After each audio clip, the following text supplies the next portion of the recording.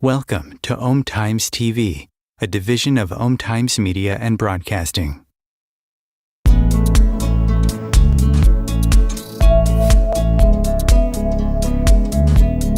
Welcome to the No BS Spiritual Book Club's live streaming interview series, where leading new thought teachers, speakers, and authors share the intimate stories behind the 10 best spiritual books that inspired them the most on their spiritual journey. From well-known classics to hidden gems you might never have heard of, the No BS Spiritual Book Club saves you time and money by sharing reliable recommendations from those who've walked the path before you. The No BS Spiritual Book Club, the only no BS guide to the best spiritual books to inspire your own journey of self-discovery. Here's your host, founder of the No BS Spiritual Book Club, Sam. Hello and welcome. Joining me today to share the 10 books that influenced his life and his philosophies is former tech entrepreneur, turned comedian, actor, travel host, and novelist with a powerful message, Andres Schabelman. Having traveled the world immersing himself in ancient traditions and eclectic cultures, which ignited a passion and exploring the different dimensions of our consciousness, Andres pivoted from investing, founding, and advising and mentoring innovative startups and corporations to penning his first novel, Captains Wanted, which blends magical realism with profound insights on success and self-growth. Andres Schabelman, welcome. Thank you for having me, Sandy. Now, you said in your introduction to your dedicated page on the website that for many years you only read when forced. Why was that? Yeah, I think, I grew up in a family where success was definitely highly valued. And my older brother, really fit into the mold of traditional success in much more natural, easy ways than for me. And I struggled to read as fast and as well as he did. And for many years, I thought that was the only way that I could be perceived as being smart or intelligent. And it took me many more years to realize that I had my own form of intelligence, but I rebelled against the system that was provided for me. And I really pushed books away because that was my brother's world. That was his form of intelligence. And, I had to rebel and create an opposite to him to find eventually my own footing and then eventually to return back to the joy of reading. Younger sibling syndrome. Yeah, totally. Doesn't it? We compare ourselves to them and we think we're lacking. Yeah, totally. And it's really, I think my oppositional phase was really important, but then you realize that the opposition in and of itself is still something that's not truly an extension of your own self, but instead a mere opposition to something that you're not. And so to then return back to the truth of who you are, separate from the opposition, has been a great big part of my own journey. Do you recall the book that changed it for you? The book you read that, I actually like this? That's interesting. I think honestly, it was a short story book that I read called The House on Mango Street. It doesn't make my top 10, but they were smaller, digestible stories. And I think it's a J.D. Salinger book too. Something about banana fish. Do you know that one? But yeah, the two short story books really got me back into it because they were digestible little bits of just magic. And I remember thinking, wow, I want so much more. And so I think that the digestibility of the short story really got me back into reading. Yeah. I know once when I was trying to get my son interested in reading, his teacher said, give him comics to begin with. Just get him interested in a page at a time, Yeah. cartoon at a time, and it would develop. And it did. Oh, that's beautiful. Yeah. So, what was your criteria for choosing your 10? Well, all of my 10 books have really influenced not only my own spiritual journey, but they also influenced my own process of writing the book Captains Wanted. So I wanted to, incorporate books that had really caused me to question something in my life that would led to my own growth, and then in some ways also influenced the way that I perceived what was okay to include, or a strategy to use in my own book from like a narrative structure perspective, for example. Yeah. Well, let's talk about your first book, which is a classical novel that's inspired and influenced generations of readers, writers, and thinkers. And of course, it is Siddhartha by Hermann Hesse, published in 1922. Do you remember when this book came into your life, what you were doing? I think I was in Thailand and I was on my own journey.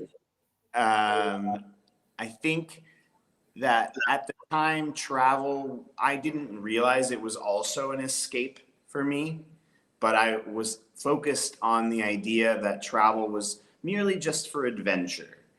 And when I was reading this book, I think something about Siddhartha's journey reminded me that, there must be something deeper to my travels, and it's not just about human connection and exploration, which I certainly love and enjoy and is a big part of my life, but that in fact there's something deeper underneath the surface of my search. And so I think it started the process of me framing my own travels and questioning them in terms of, well, what was I avoiding? What was I not looking at in my life? What are the ancestral aspects of my travel that are based on survival mode and escapism? And I think it changed the way that I interacted with the world around me, and viewed travel more as a act of self-exploration and self-growth, actually. Because you visited what, over 75 countries? I think I'm at 90 now, but who's counting? Are there that many? There are, but there are also a lot that you don't want to go visit right now. Yeah, I'm sure. Well, you said that the book, and I love the way that you laid out your list, because every single book, you really did go into, what it did for you, what it made you question, what it made you think about. And you said that this book reminds you that the path to enlightenment is not linear. Right. Yeah, I think that oftentimes we frame our own self-growth journey as this process where once we learn a lesson, it's over and done with. We solved the problem and now we're on the other side of it. And oftentimes we might have a different perspective after we go through something in our lives, but it may take a couple of iterations to fully embody that lesson. And if we get caught up on the fact that life is somehow supposed to be linear, we might lose out on the grace, I think, that is needed to give ourselves to continue to grow and learn and come out the other side. I'm reminded of a journey of my own around self-worth that I've had lots of opportunities to learn lessons around. And the universe has provided me some difficult ones.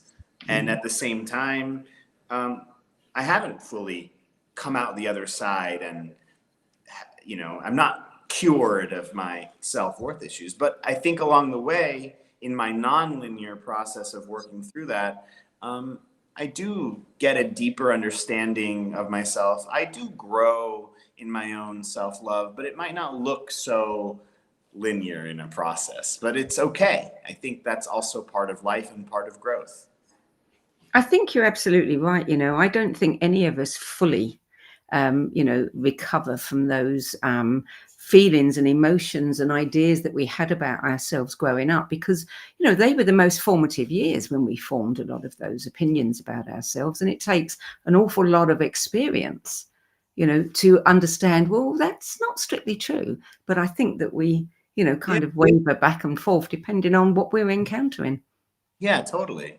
And I think that we're given many soul missions, and we'll keep returning back to these lessons in various different ways, and maybe we might learn them in one aspect of our life, but they may show up in others. And I Yeah. think that the non-linearity of that Yeah. process is important to keep in mind, so that we don't get discouraged and give up. Because I think even if you're not aware so much of how the lessons are happening, they are, and it might not look exactly how you want it to, and that's okay. Indeed. So book 2 is a modern classic that has also inspired and transformed the lives of countless readers across the generations. And it's one that comes up again and again and again, probably in our top 10, I think. And it's The Alchemist by Paulo Coelho, published in 1988. What did you learn from this book? Right. I think that, there's an aspect of intuition that is part of The Alchemist and the journey towards, like, Santiago's quest for the personal legend. And intuition is a loaded word in our society, and I think it doesn't have to be so complicated. That oftentimes intuition is merely just something that feels joy-filled or exciting, or in my case, I know curiosity is a great indicator of intuition.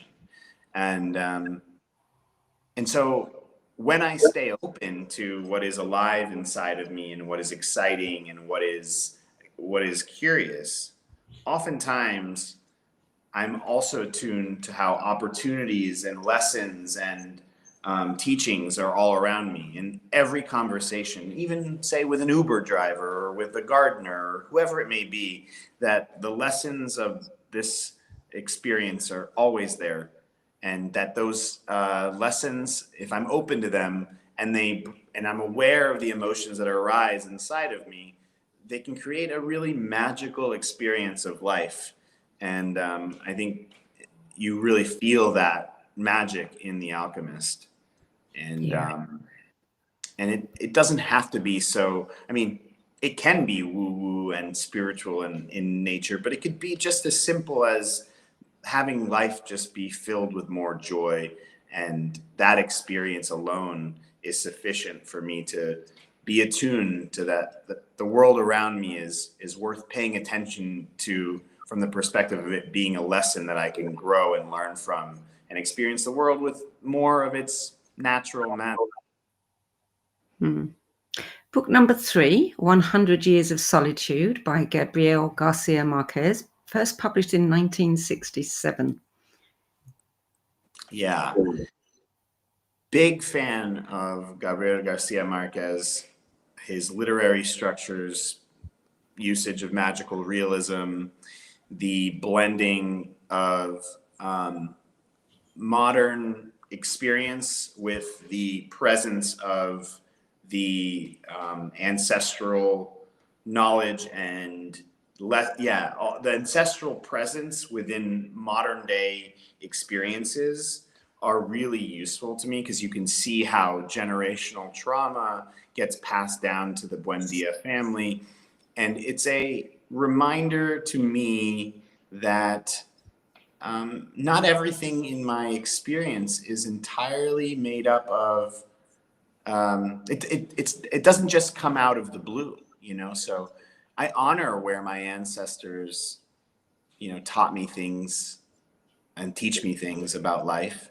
I also honor that their experience of survival mode, for example, doesn't necessarily have to be my experience. Yes. And that if I can keep their experience in mind and honor it, I can also step aside and speak to my ancestors and say, hey, I honor where you've had to go and what you've had to do in order to sacrifice so that I can be here.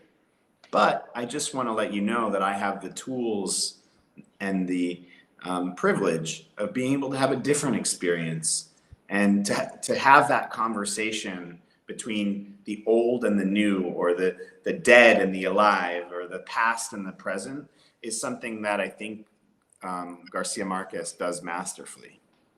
Do you have, great knowledge of your lineage? Yeah, I do. I mean, it had, in many parts, it's been erased, but both sides of my family, they went to Argentina. My great grandparents were pushed out of the Ukraine and Moldova region in the late 1800s, fleeing the pogroms of the Soviets at the time, and they're all Ashkenazi Jewish. And but when they arrived to Argentina, my great grandparents never spoke of how terrible their life must have been. I have a sense, based on certain habits that I have. For example, if you invite me to your house, the first thing I'm going to do, I'm going to go into the refrigerator and see if there's food. I sense that there was probably some famine and those kinds of things. Like, I'm aware that that for many Jews, and specifically Ashkenazi Jews, there's a huge emphasis on being super highly educated. And that was part of that was so that in case you were pushed out of a certain land, you might be able to pick up from nowhere, essentially, and from nothing, and pick yourself up and start a new life. And so that pressure to become super highly educated was definitely alive and well in my upbringing. Yeah, and I would imagine too, a real interest in safety. Oh yeah, a real interest in safety, and the other thing to go along, I kind of mentioned it earlier with my travels, but the aspect of sometimes not feeling safe in my own home environment and feeling like I need to go somewhere else in order to be safe, and the lack of safety in being seen in one place definitely is something that I think was carried down generationally, and it's work that I've had to really do to be able to find beauty and meaning in being able to be seen and to stay in one spot. Yeah, I mean, it's interesting when you really think, we are the sum total of everything that's gone before us. Right. It's it's both scary and but also really gives me a lot of meaning, because, and I don't have any kids, but I also am aware that I will also be part of the sum for future generations too. Yeah. And so that gives me great hope and meaning too. Yeah. Yeah. So book number 4, quite different. It is The Ocean at the End of the Lane by Neil Gaiman, published in 2013, described as possibly his most lyrical, scary, and beautiful work. Yeah. I think this book serves as a great blueprint for what is now in modern day psychology called shadow work, because there are parts of this, the main character's childhood, that keep coming back into this, into the adult frame.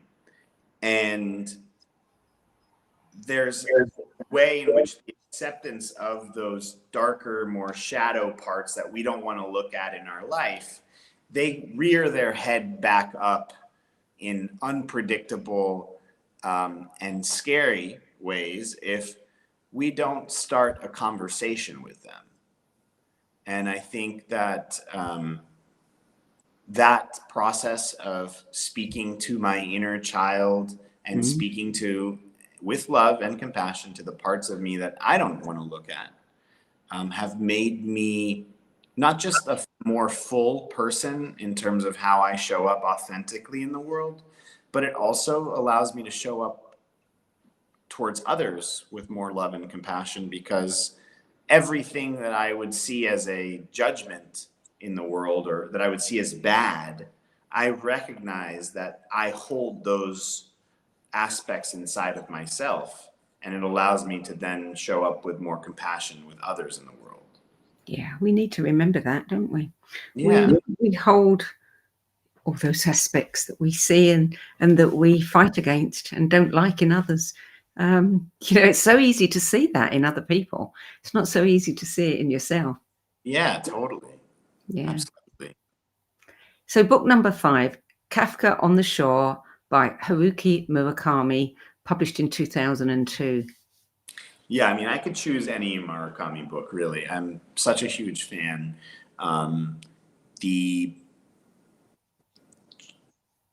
The world as we see it is often not the world as it is. And when you jump into any Murakami book, you jump into a world of the surreal, which becomes the real. And so changing the frame of what is real and not real and books are perfect for this, really allow me to show up in the world and kind of realize that the choices that I make to see the world a certain way are just that, they're a choice. Which means that if I'm choosing to see the world in a certain way, then I can make a different choice. And I think specifically on Kafka on the Shore, there's a real emphasis on external forces in the character's environment that are shaping their reality. And I think that not only in my book, but in my life, to remember that we're part of a larger system of connection to nature and connection to something greater than ourselves that shapes us is really important, especially on this self-growth journey, because I think we can get lost a lot in thinking that we're in control, and that can be a fallacy that maybe is useful in a certain part of that journey, but I think eventually to be a part of the great balancing act of nature, to realize that we are just part of that, it can actually be quite freeing and meaningful. The next book, number 6, The Left Hand of Darkness by Ursula K. Le Guin, published in 1969. Yeah, this is an interesting book because it really plays with the paradigm of gender, of male and female as energies. And I think I had the benefit of growing up with a really super powerful mother and a father who is a little bit more maybe docile or nurturing. The roles were sort of flipped around. I mean, yes, maybe my father was the primary breadwinner, but the person who really ran the family by leaps and bounds was my mother. And so I had the real benefit of not growing up in the normal sort of like conception of what masculinity and femininity were. And there's something about The Left Hand of Darkness that kind of reaffirmed something that I already believed, which was that these energies are far more fluid, that it's important to step away from the projection of others onto us, because I'm well aware when other people project masculinity onto me, especially in a relationship. And sometimes I do want to be a provider and a protector, but other times I want to be a nurturer and a creator and whatnot. And to step outside the bounds of what defines masculinity and femininity, and to feel into what you're actually feeling as opposed to what is defined for us, is something that I think The Left Hand of Darkness does a really good job of giving you that permission to step outside of those conceptions. It's certainly a book ahead of its time. I was doing a little bit, I haven't read a lot of her books, I must say. I was doing a bit of research today, and I came across on her website this lovely little video of a conversation that she had with Neil Gaiman. Oh, wow. I haven't seen that. Yeah, check it out. Interesting one. Yeah. So, okay, we're going to take a short break now. You're listening to a No BS Spiritual Book Club interview, and sharing his 10 best list of most inspirational books today is former tech entrepreneur turned comedian, actor, travel host, and novelist with a powerful message, Andres Schabelman, who pivoted from investing, founding, and advising innovative startups and corporations to penning his first novel, Captains Wanted, which we will talk about later in the show. For now, we'll be back after this break. Om Times TV. Maya Angelou once said that there is no greater agony than bearing an untold story inside you. I'm Sandy Sedgbeer, and when I'm not hosting Om Times Media's flagship radio show What Is Going On and the No BS Spiritual Book Club, I help people share their untold stories. Books are my life, my joy and my passion, and there is no greater reward than helping aspiring writers get their books out of their heads and into the hands of those who are waiting to read them. If you feel that you have a book in you but don't know where to begin, visit sedgbeer.com, click on the Work With Me tab and find out how my experience helping others tell their stories might be just what you've been looking for. That's sedgbeer.com, sedgbeer.com.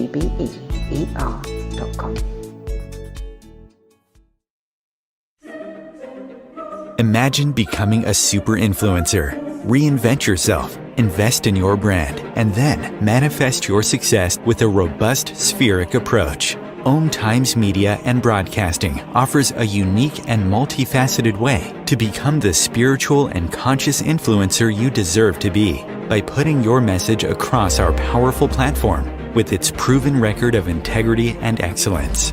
Through our produced shows, Om Times offers the opportunity to become a social media TV personality, a radio show host, an Om Times magazine columnist, and a syndicated podcaster, all in one shot. By live streaming your show on Om Times TV and broadcasting it across the extensive Om Times radio and TV networks, you become more than a host. You become an ambassador and a force for positive change. Om Times. Open yourself to the possibilities. Everything that we do, we can do in a contemplative manner.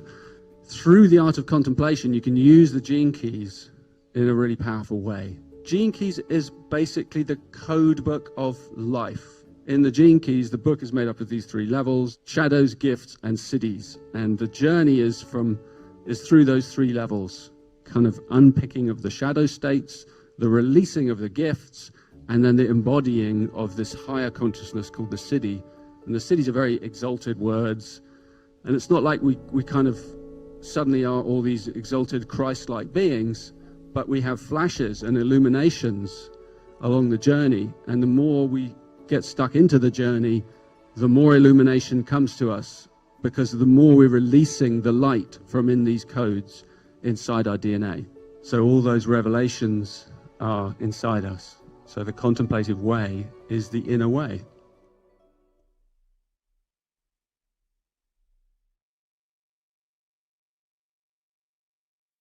There are 16 million children struggling with hunger in America. That's 1 in 5 daughters, sons, neighbors, and classmates who don't know where their next meal is coming from. Yet billions of pounds of good food go to waste every year. It's time we do something about it. Feeding America is a nationwide network of food banks that helps provide meals to millions of kids and families in need. Visit feedingamerica.org to help them feed even more. Together, we can solve hunger. Together, we're feeding America. Welcome back. Andres Schabelman, book number 7. Oh my God, this book sold 17 million copies, became an instant bestseller, translated into 63 languages. It's just the sort of thing that an author wishes would happen to them. Exactly. Yeah. And the book is The Book Thief by Marcus Zusak, published in 2005. What a story. Totally. Yeah. I mean, well, first of all, I mean, my book, Captains Wanted, is an homage to a friend of mine who passed away. I mean, in fact, his last words on this planet were, "I am the captain of this ship, and captains wanted is sort of an interpretation of what it might mean to be the captain of your own ship. And The Book Thief, I think, does a really great job of having death be an important teacher. And I think as part of growing older, one comes face to face with death. And it's a way, I think for so many years, I think of growing up, you are somewhat delusional about death. And as I've become older, you are forced, because of people who come in and out of your life quickly, to realize that life is quite fragile and death is always there. And if we can become friends with death in some way, what comes out the other side is the desire, capacity, and strength to create. And I find that to be quite present in The Book Thief. And it's a great reminder of, when things are when it all seems so meaningless to a certain extent, because we are on this planet for so short of a time, a blip in time, a reminder that despite that lack of purpose or meaning, and there still is that at the end of that thought process, when you think there's no point in doing anything because we're all going to die anyway, and that actually where you come out on the other side of that is, no, you might as well make some meaning out of it then. Yeah, people are always talking about the purpose of life, and it means different things to different people. But, I think it's about being in the moment. It's about expressing, your creativity, whatever it is that makes you unique, you can express, and really just, enjoying the experiences. Totally. Okay, book number 8. Zen and the Art of Motorcycle Maintenance, Robert M. Pirsig, published in 1974. I think this is the book on this list that most had to do with my writing style, because it gave me the permission to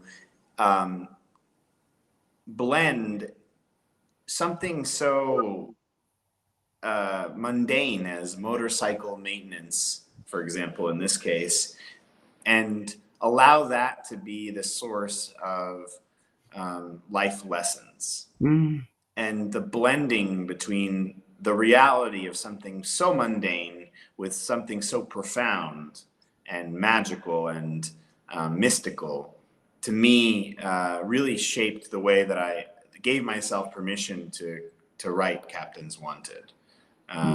So many unconventional structures in that book, weaving of memoir and magical realism and exploration. I don't know. I really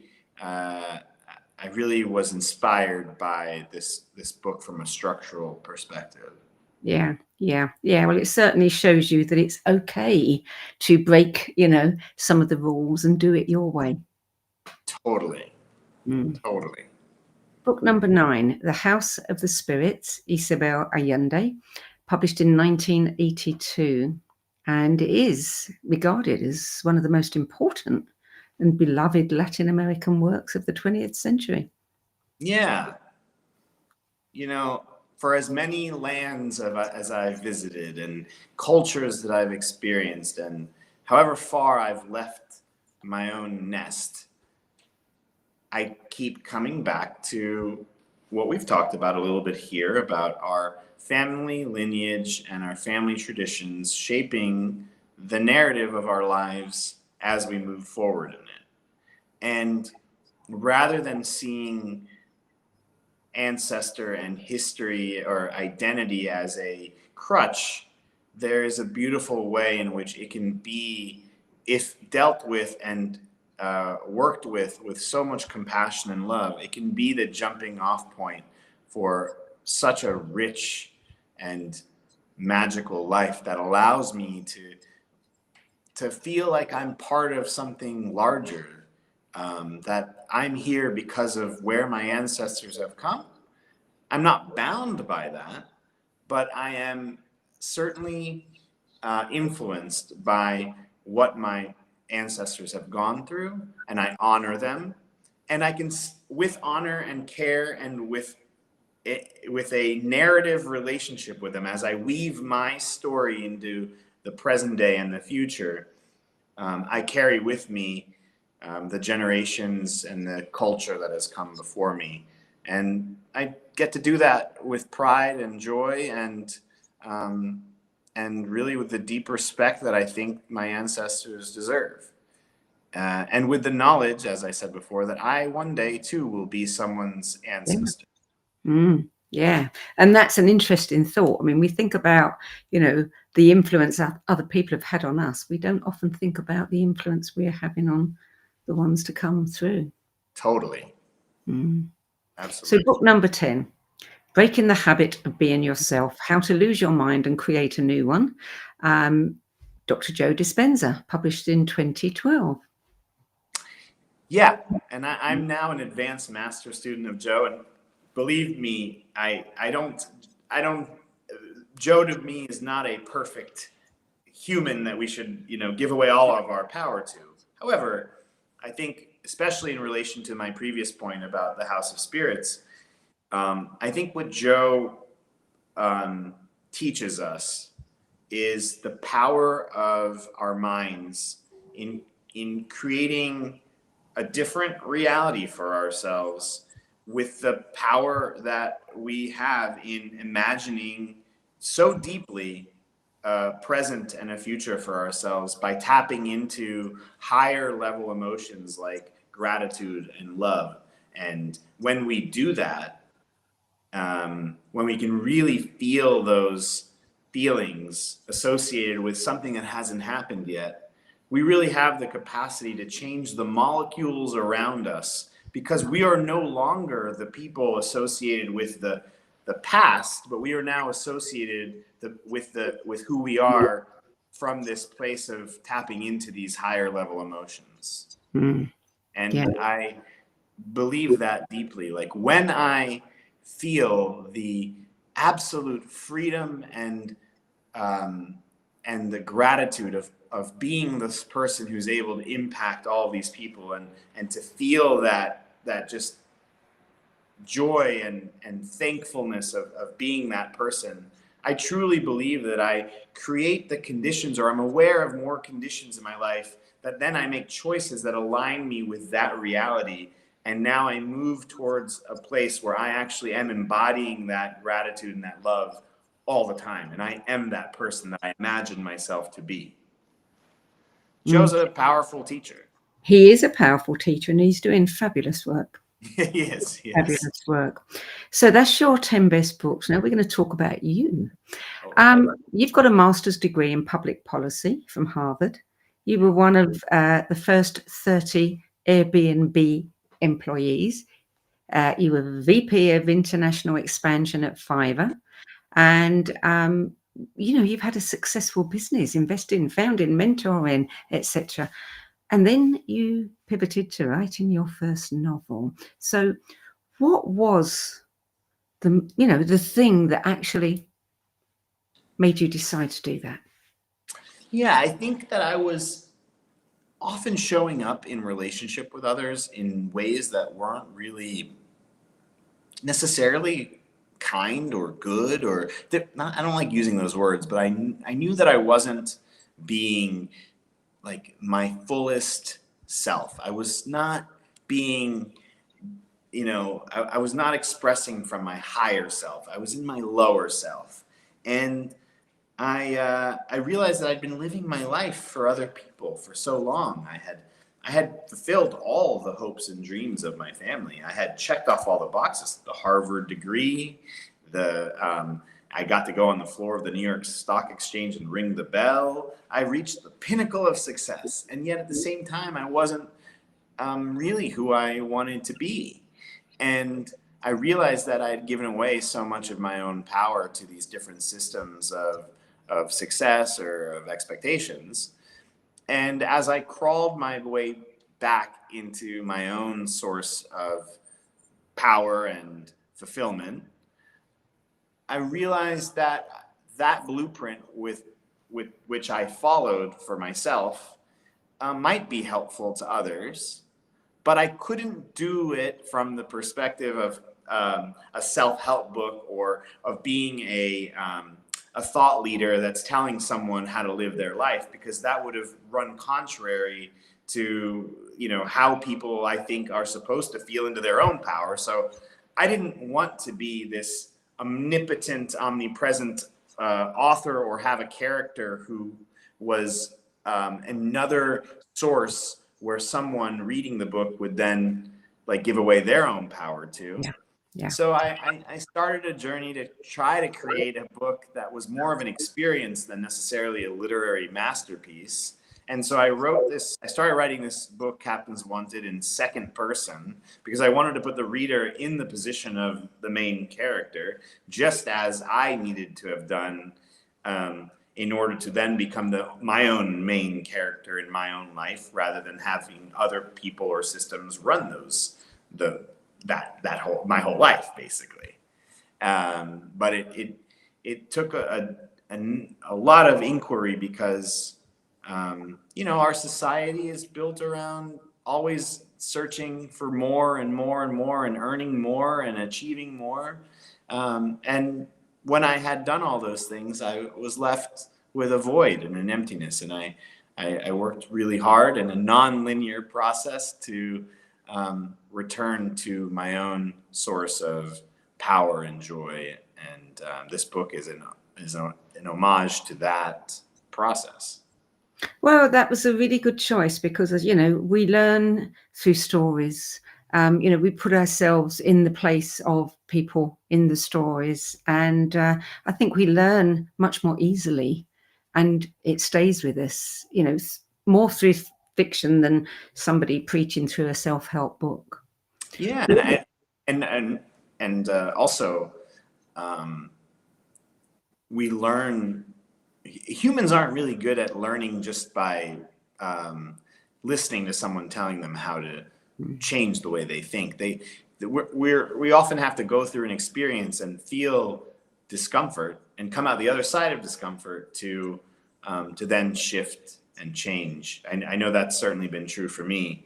And so this book has aspects of uncomfortability purposefully, so that people have a reaction to Yes. the book. Yeah. It may be outside the realm of good and bad, but it might just trigger some process for the reader, is my hope. We have to have reactions. We have to have experiences. Otherwise, we're going nowhere. Right, exactly. Captains Wanted. Who wants them? Well, it's more of a, I guess it's like a job posting, where perhaps you might answer your own job posting. Will you be the captain of your own ship?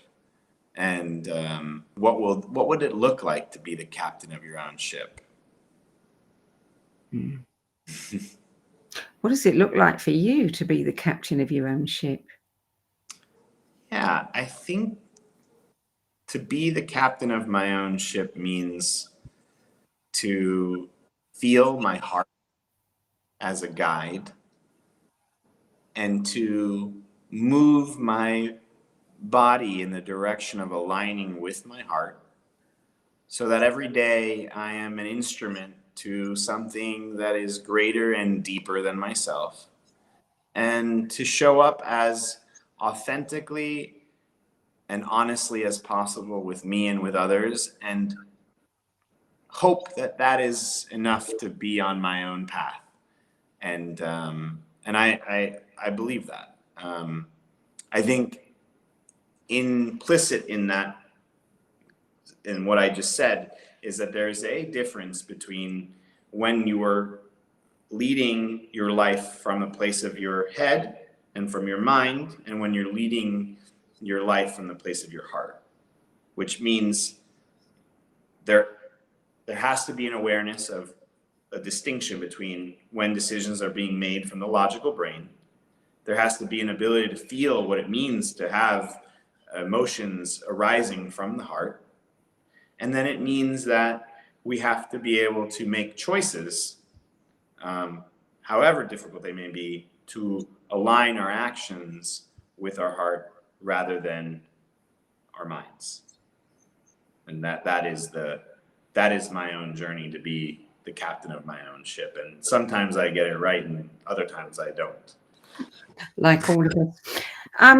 You know, someone who's traveled to nearly 90 countries, I mean, you've had a lot of experiences. You've also had some traumatic encounters along the way. Mm-hmm. How much of your life, your experiences, your encounters are in this book?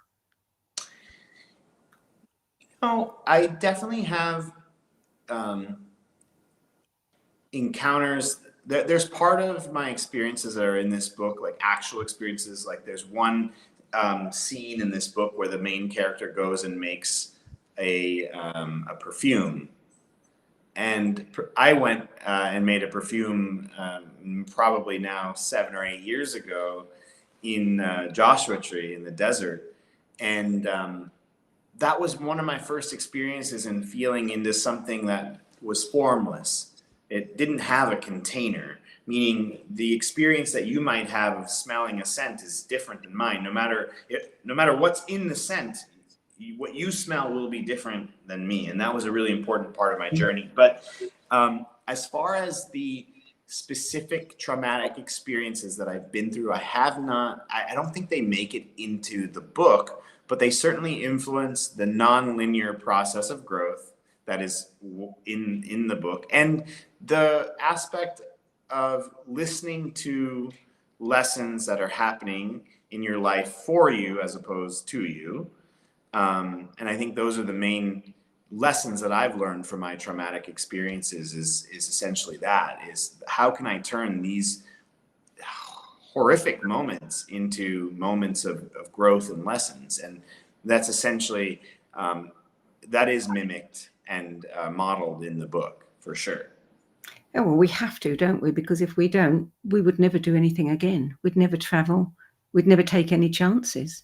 Yeah, I am so thankful, and I don't know where it comes from, probably my parents, that some of the experiences that I've had around the world, I've been held captive by guerrillas, I've been drugged and robbed on the road. I am so thankful that those experiences have not broken me, and they have not torn apart my faith in humanity, because they could have. And I don't know how I've come out the other side to still believe deeply in humans and human connection, but I do, deeply.